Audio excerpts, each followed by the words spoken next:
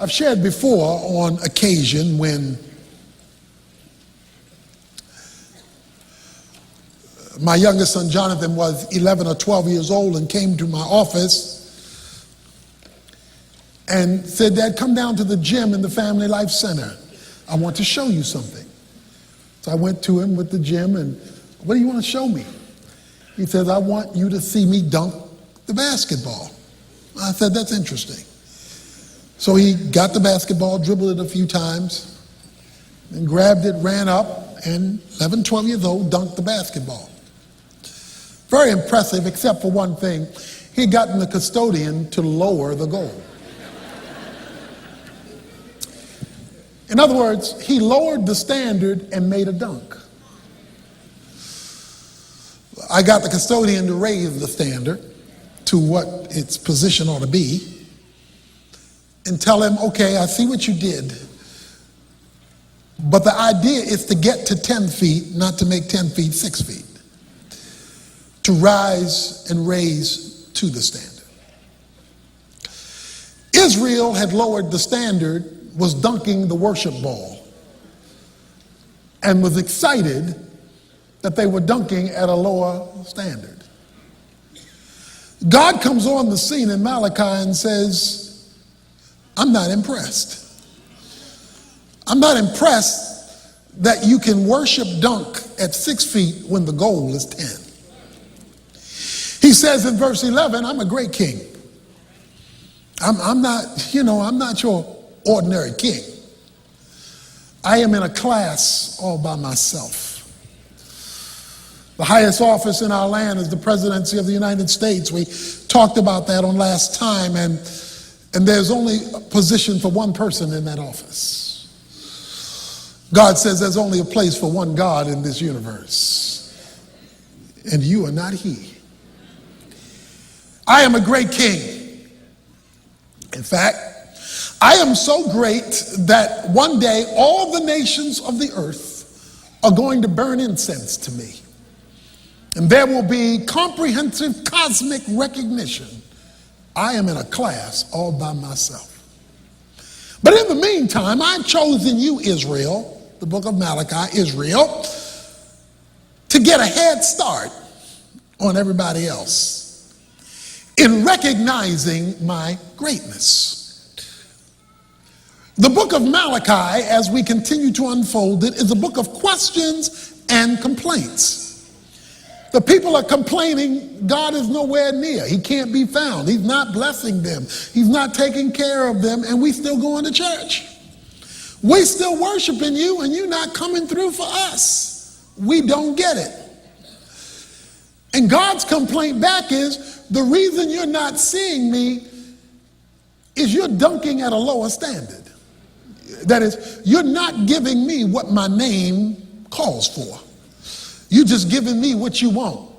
And even that your governor wouldn't take. Lambs that are blind and lambs that can't walk and riddled with cancer, and you bringing them and offering them, and you don't understand why I'm not all that excited about you showing up at church so that I can receive your leftovers. I am a great king. They want to know, what are we doing wrong? Well, in addition to the leftover worship that they were giving him, he says in verse 12, something that I want to focus on today. He says in verse 12, "For you say that the table of the Lord is despised." The table of the Lord. I hear you. I hear what you say. And you're saying, why we got to do this? Now let me tell you what the table of the Lord is, or was back in Malachi's day.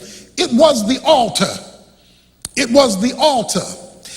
On the altar is where they sacrificed the animals to God. They would slit the throat of the lamb or the sheep or whatever was being sacrificed, drain the blood, and it was like a messy. They had to kill this animal, and they said, "Oh, we got to do this again. We got to cut the throat. We got to drain the blood. We got to offer the sacrifice." He even says, it goes on to say in this passage, "I see you sniffing at it." Going, sure, we got to smell this stuff again. And then he says, and you say, how tiresome it is. Oh, we got to go there again. We got to do this sacrifice again. We got to drain this blood again. Again. He says, I know what you're thinking. I know what you're saying, and I know how you feel. Why? Why is God upset, if I can use that word, at their complaint about the table, the altar? What was it about this table that they should not have been complaining about? In fact, they should have been excited about the table, but instead they were weary about the table. Let's talk a little theology for a moment. God is transcendent. Transcendence simply says that he sits outside of his creation. Now, he is involved with his creation. He's immanent, but he is transcendent. I mean, that's pretty spectacular that God is greater than the sum total of everything he's made. And he's made the universe, which is why when you get to heaven, it will take you an eternity to learn about him, because there is no end to him. Because he's greater than everything that we've made. And we can't even get to the end of our galaxy, more or less the whole universe. He is greater than the sum total of what he's made. He's a great king. Now, at the core of his transcendence is his holiness. That is his uniqueness. Everything about him is distinct from anything else. The problem occurs is that when sin entered the picture, it created a blockage between the transcendent God and man. Because one of the things about God that is holy is his righteousness, that is his separation from sin. So this transcendent God could not have fellowship with sinful man. Going all the way back to Adam and Eve, and all the way forward, God's transcendent righteousness could not interact in a meaningful way with sinful men, because guess what? He does not lower the standard. He can't. It would be against his character to lower the standard. So what God did was come up with a way where sinful men could remake contact with him. And the way he did it was by setting up in the Old Testament a sacrificial system. And the goal of the sacrificial system was to create a substitute. Because sin had to be addressed, but because God loved man, he came up with a way to address it by creating a substitutional sacrificial system where you could offer an animal on behalf of the people, and the death of the animal would serve as a temporary solution to the blockage between transcendent, righteous, holy God and sinful man. Now, the reason that that sacrificial system was critical was because it freed God up to bring to people the provisions of his covenant. Now, you got to stay with me here. We're going somewhere. Now, I can't get into the covenant today. The covenant comes in next week's sermon. So y'all come back now, you hear? You'll see the word covenant in chapter 2 repeated. So we won't get into that, but I will just introduce it by saying this. I mentioned it last week, Deuteronomy 29:9. Covenants are designed to bring blessings. Okay? So a covenant is an arrangement through which God flows to bring you what God has planned for you. That's a covenant. And everybody wants to be blessed, but here's the problem. Everybody wants to be blessed without necessarily being under the covenant. All right? So stay with me. God made a covenant, an agreement, an arrangement with Israel, and it was a covenant of blessing. But God could not fulfill what he wanted to fulfill unless he dealt with the problem of sin.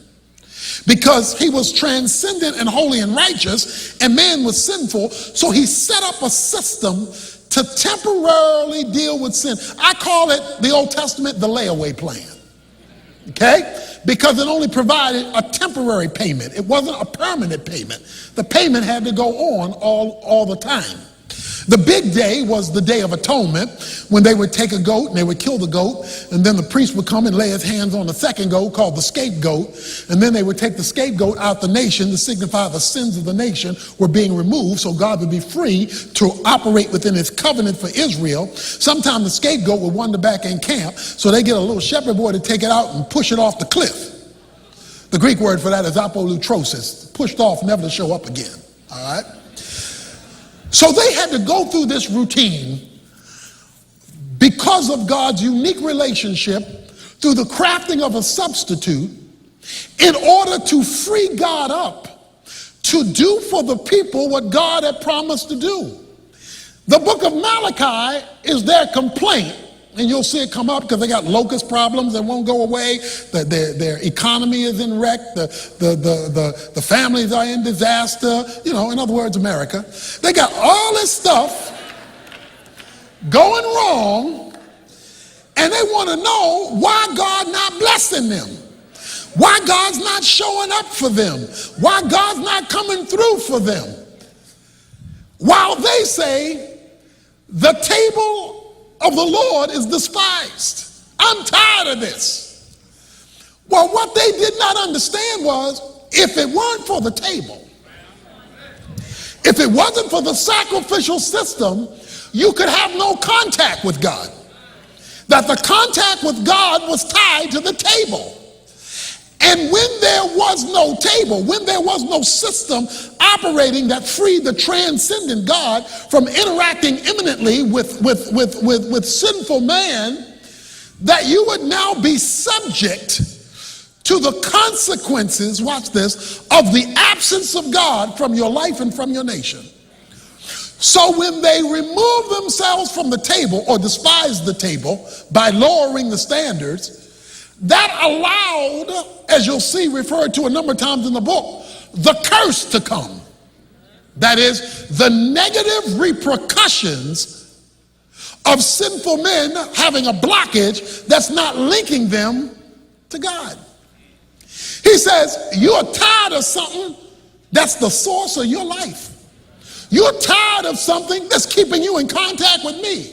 You're tired of something that's keeping the covenant on your behalf. You're tired of something that's keeping the curse away. You're tired of something that is responsible for the blessing to flow. You should be excited every time you have to do this nasty job, because this nasty job is the way you're going to be delivered, preserved, healed, freed. This nasty job is the thing that keeps me linked to you, because I can't lower my standard, but I can accept the substitute. I will accept the substitute, but I can't change the rules of the game. That's the covenant. So he's there saying, I am a great king. You should be excited. I know you don't like it. I know it's bloody. I know, it doesn't smell good when the meat's cooking on the altar. I know there is inconvenience. But if you could ever see what this thing could do for you, if you took this table seriously, you wouldn't complain. You'd be hopscotching and flipping and jumping and jerking to get to that table, because that table was transforming in nature. Now, we now flip to the New Testament. The division in the Bible is between the Old Testament and the New Testament. Or let's put it another way. Between the Old Covenant and the New Covenant. The Bible is divided by covenants.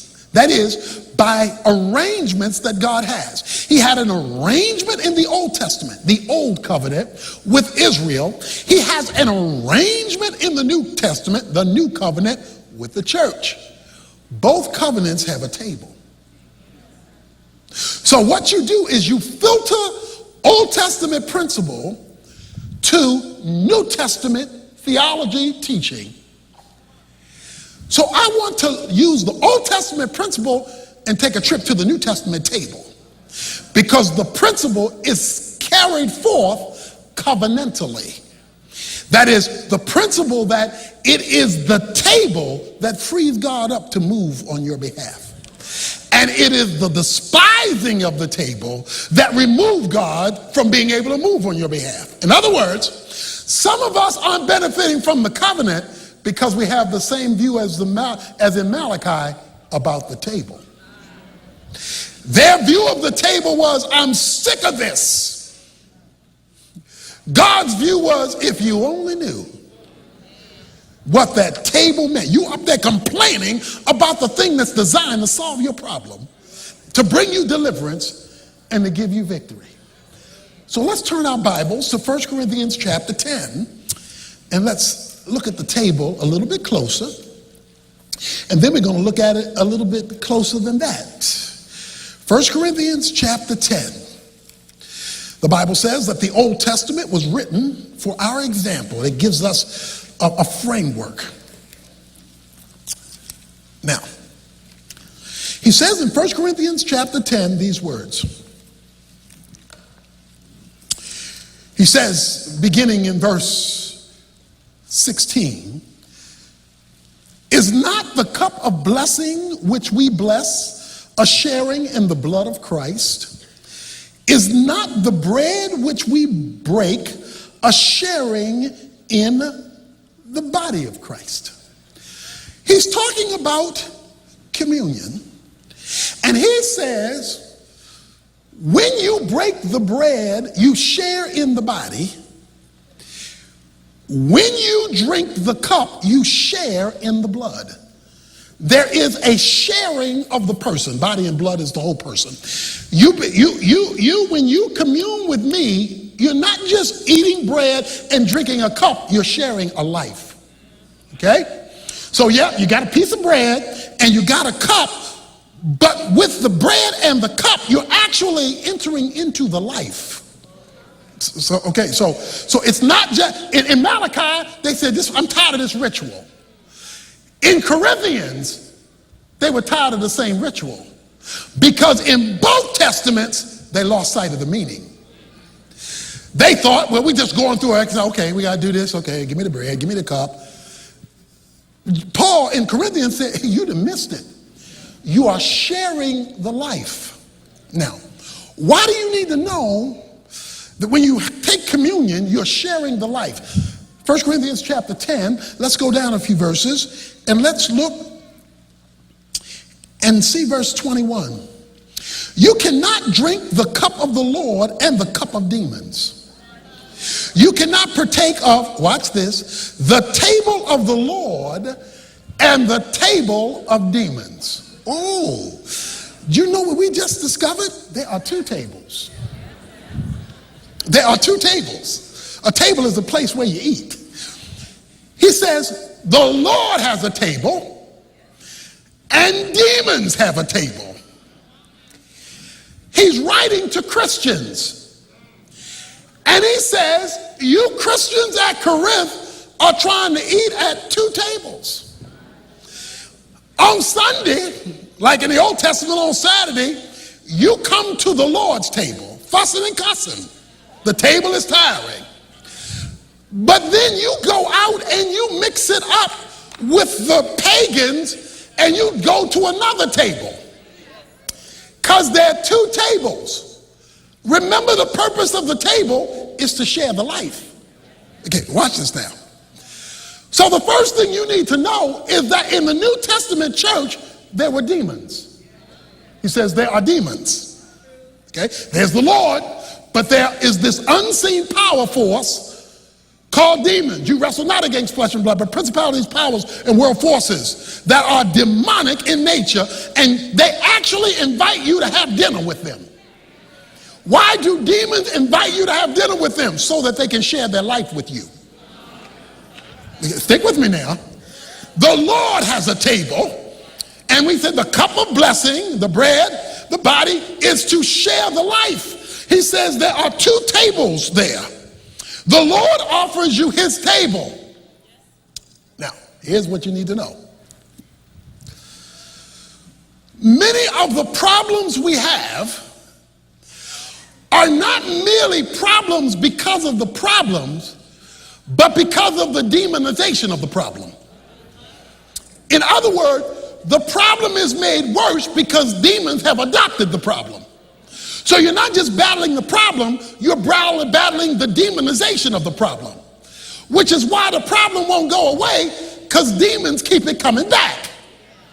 You think the problem is only the problem when the problem is that at the table you happen to be sitting at, the liars of the demons have joined the problem, so the problem is in control by demonic influence. So to fix the problem, you can't just fix the problem, you've got to fix the demon's engagement with the problem. He says because at this table, demons are involved. It's not just the issue, it's the sharing of the life. What many Christians don't understand is that while you may eat at the Lord's table on Sunday, if you switch tables, you get to share the life of the demons. So we're actually battling the wrong problem. We're battling the things we see, not the demons that have entered into the things we see. So we're not battling the thing that we really need to get rid of. And that's why it either doesn't go away or it keeps coming back. Look, if you happen to see, I know you don't have this in your houses, but if you happen to see a roach, you stomp on the roach, it's gone, kinda. Because behind the wall are nieces, nephews, uncles, aunts, and cousins. Unless you get the organ man who gets behind what you see to deal with what you can't see, all you've done is temporarily resolve the problem that's going to return tomorrow. There are demons behind the wall. So just because you stomp on your issue today won't solve it, because there's a new replacement tomorrow, because you've not addressed the influence of the table because you shared the life. Okay? It is the sharing of the life that's the issue. It's not the eating of the bread or the drinking of the cup. He says we share his life with the bread and share his life with the cup. But wait a minute. I thought I'm already saved. If I'm already saved, I'm not already sharing his life? Well, yes and no. If you're married, you are sharing the life of somebody, and somebody's sharing your life because you are legally sharing it, because you got married. But we all know you can be both married and miserable. Some of you know what I'm talking about. You can be both married and miserable. In other words, you can have the legal sharing without the relational sharing. Now, when a couple is physically intimate, sexually intimate, they are now sharing life at another level. Okay? You are sharing life simply because you're married. That's legal sharing. But sexual intimacy is a sharing of life because you are sharing one another at a more intimate, intense level. Now, so you can be relationally connected without intimately connected. A lot of Christians are relationally, legally saved without being intimately connected with the sharing of Jesus' life. So, not to be crude here, but Jesus Christ is inviting you out of the kitchen into the bedroom to share his life at another level. Because these people are already saved, he's talking to, but he's telling them that there's this other table, and this other table wants to share their life with you too. They want to share their life with you too, but the problem is this other table is demons. And so they want your life. They want to give you their life. Why don't we share lives together? Why don't we hang out together? Let's share life. But with their life comes sin. So there is a table, and the table is tied to the covenant. But turn over one page to 1 Corinthians 11. Talking about the table. Verse 23. 1 Corinthians 11.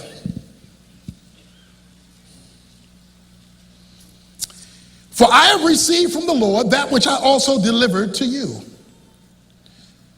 That the Lord Jesus, in the night in which he was betrayed, took bread, and when he had given thanks, he broke it and said, "This is my body, which is for you. Do this in remembrance of me."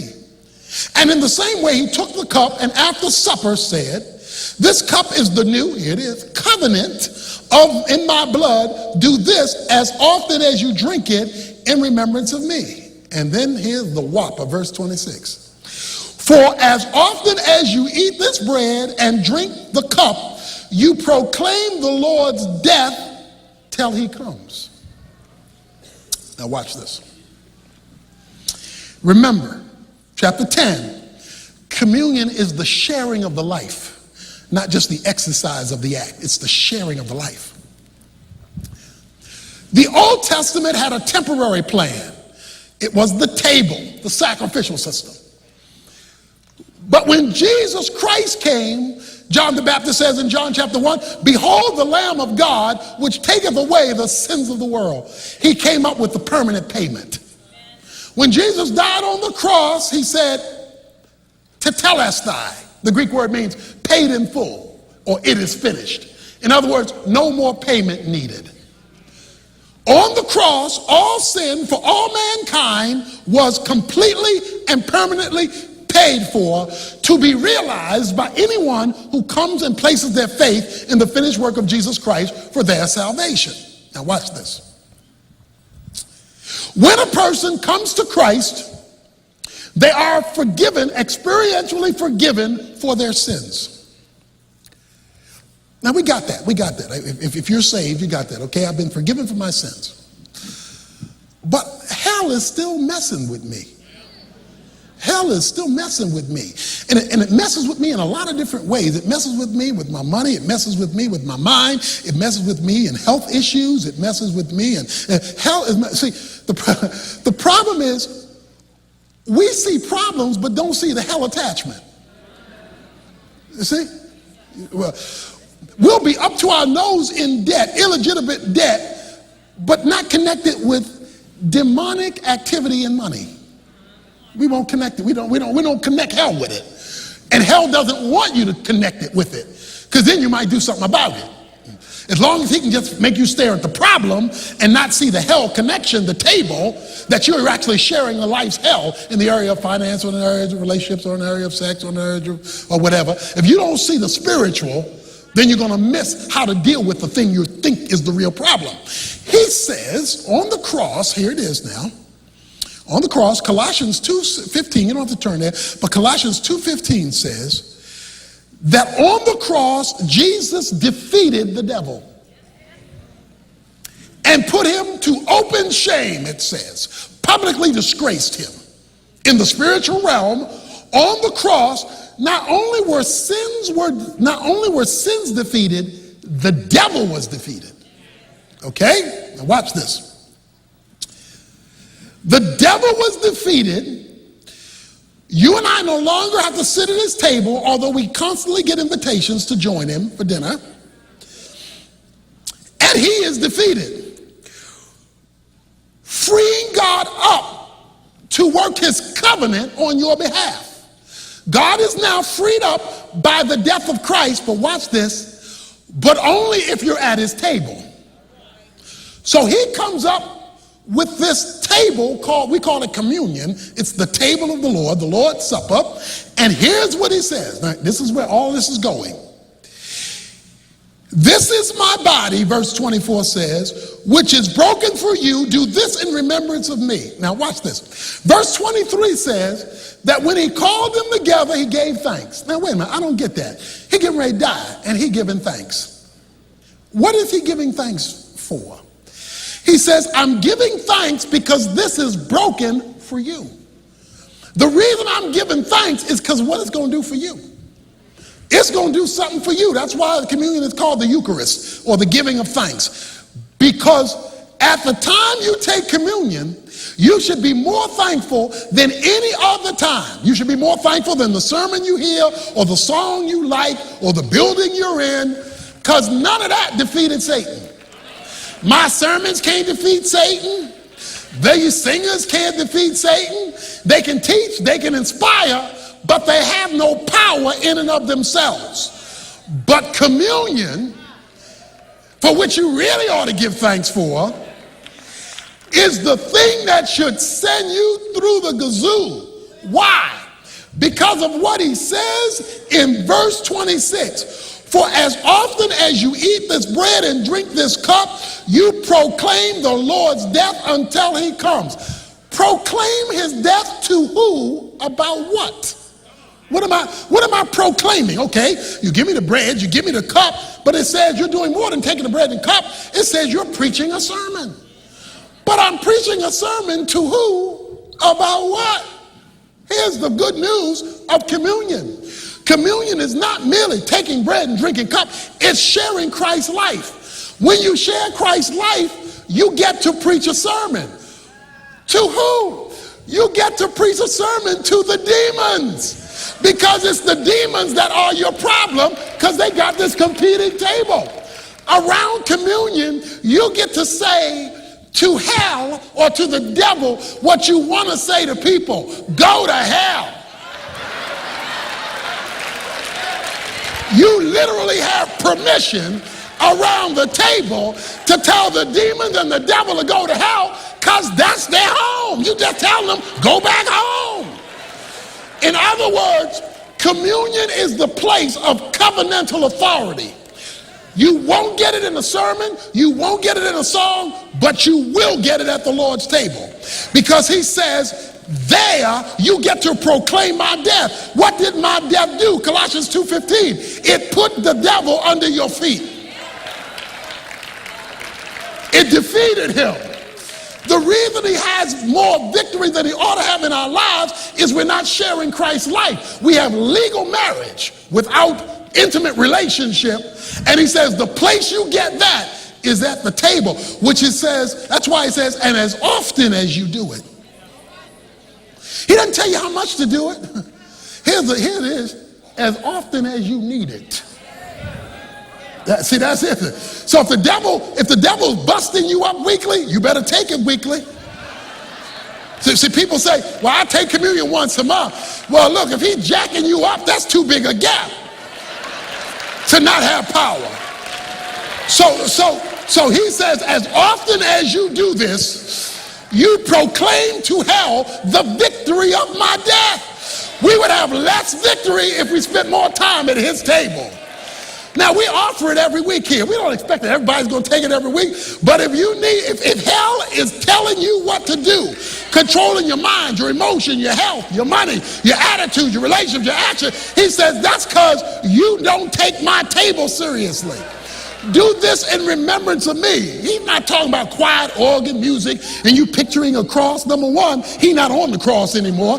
What he's saying is, what I did 2,000 years for you on Calvary, you can bring up to today, because there is not power in the juice, but there's power in the blood. And if you bring my life back up to you today and share my life in communion, you get to tell the devil where to go. He goes on in the next verse and says, but if anyone takes it unworthily.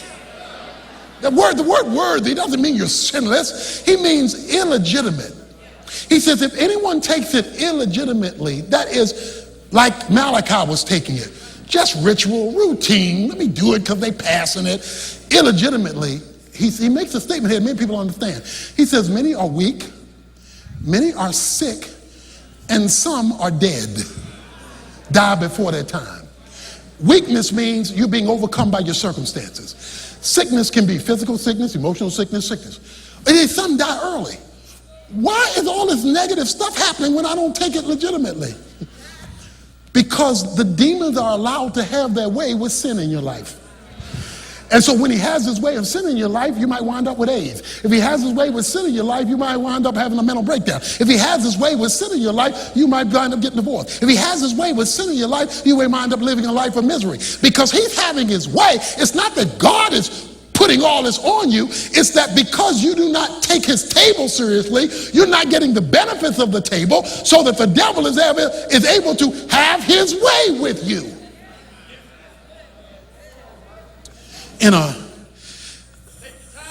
in a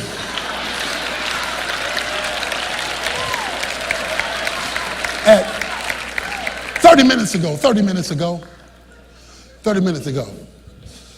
a game started 30 minutes ago, right? A game. I'm just surprised nobody ain't got nothing left yet. Just a game happened.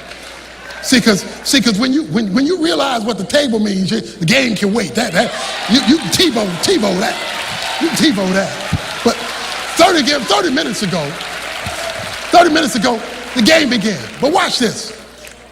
Before the game, there's a pregame meal. See, before the game is a war. The game is a battle. The game is a conflict. The game is a competition. But before the game, there's a pregame meal. The pregame meal is to give you the nutrition that you need before you go into the battle you're getting ready to face. God's got a pregame meal. I'm going to meet hell at work tomorrow. I'm going to meet hell with my family. I'm going to meet hell with my circumstances. God, I need a pregame meal. I need you to give me nurturing so that I have the energy necessary to tell those devils where to go. And I know where to tell them to go. I'm just going to tell them to go home. You can go to hell because Jesus has already visited me from heaven because I am sharing in his life. Don't be ashamed of what the power source is in the church. It's not the pulpit. It's not the choir stand. They have their place. It's in the table because it's there where you share his life. And when you share his life, guess what you share? His victory. Because his death was victory. You share his victory. Just like a hungry car has got to pull up to a filling station, a starving Christian better come to the communion station because that's where the filling comes for the battles that you face ahead. A little girl was ashamed of her mother. Her mother, she was so ashamed of her mother because her mother had a scar on the side of her face. She said, mother, I don't introduce you to my friends. I don't take you to the PTA meeting because I'm sure ashamed of your scar. Mother said, let me explain how I got this scar. You were a baby in the house. The house caught on fire. I was outside at the well. I saw the house was on fire. My baby was in trouble. I ran into the house. I picked up my baby. On my way out the house, one of the beams on fire broke. Slapped me upside of the face as I threw you to safety. So the only reason I'm looking like this is because I was delivering you. The only reason I'm looking like this is I was setting you free. The only reason I look like this is I was giving you the victory while I went down in defeat. When you get to heaven, there's going to only be one scarred person up in heaven. You're going to have a brand new face, brand new hair, brand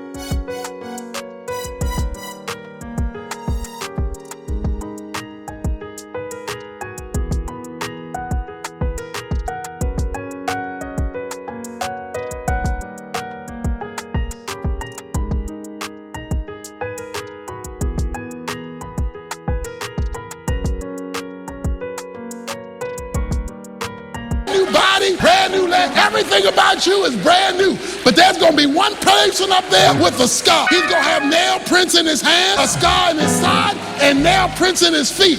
So forever you can remember, the only reason I get to be up here forever is because he got slammed on my behalf.